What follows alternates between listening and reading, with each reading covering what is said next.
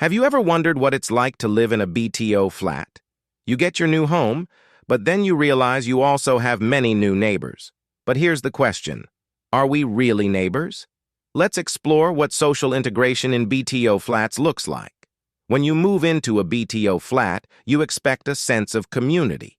After all, everyone lives so close together. You share the same corridors, elevators, and even the same playground or garden downstairs.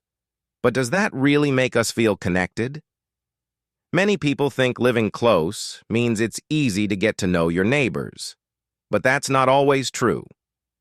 Life in a BTO flat can feel a little lonely, even though we are surrounded by people. Sometimes we hardly know the person living right next door. Why is that? One reason could be our busy lifestyles. Everyone has their own schedule. We're rushing to work, coming home late, and spending weekends with family.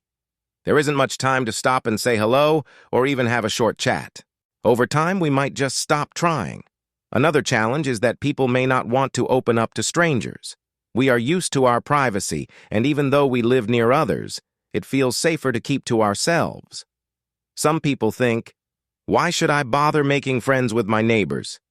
But is that the best way to live in a community? On the other hand, there are people who have made great friends with their neighbors.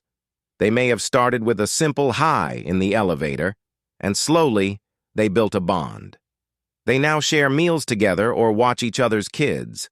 It shows that sometimes all it takes is a little effort.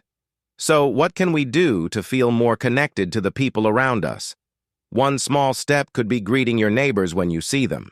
A simple smile or good morning can make a big difference. Over time, it might lead to a friendly conversation. Another idea is joining community events or activities. Many BTO flats have gatherings or celebrations. These are great chances to meet new people.